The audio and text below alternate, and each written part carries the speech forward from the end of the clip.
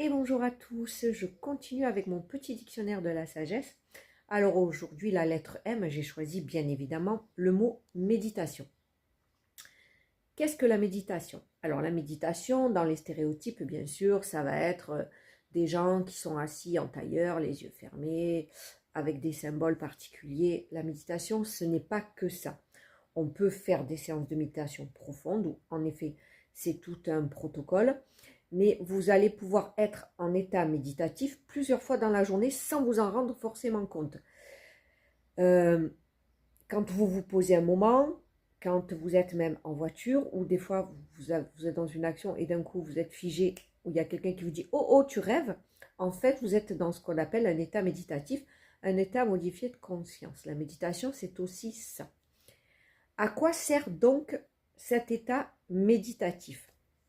Donc c'est une action de réflexion, de pensée profonde à un sujet, à une situation, s'absorber dans une réflexion profonde, être attentif à un sujet euh, particulier, une situation qui se déroule dans l'instant présent,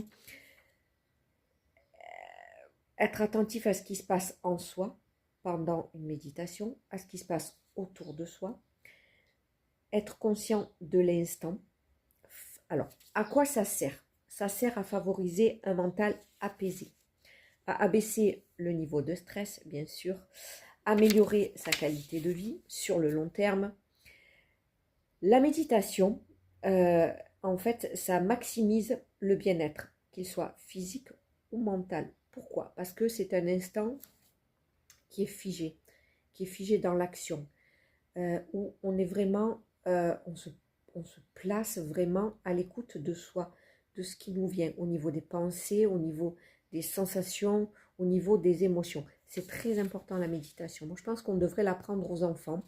1 heure par semaine, ne serait-ce que à l'école, se poser, fermer les yeux et voilà, accueillir ce qui se passe, les pensées, les réflexions.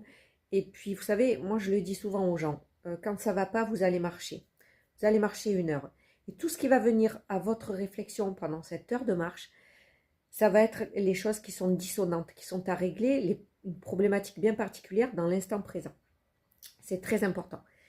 Si on avance la tête dans le guidon en permanence et qu'on ne se pose jamais, ben en fait, tous les problèmes, on se les trimballe, on avance avec, et ils nous courent derrière sans cesse, et on n'arrive pas à s'en décharger. Donc, se poser, méditer,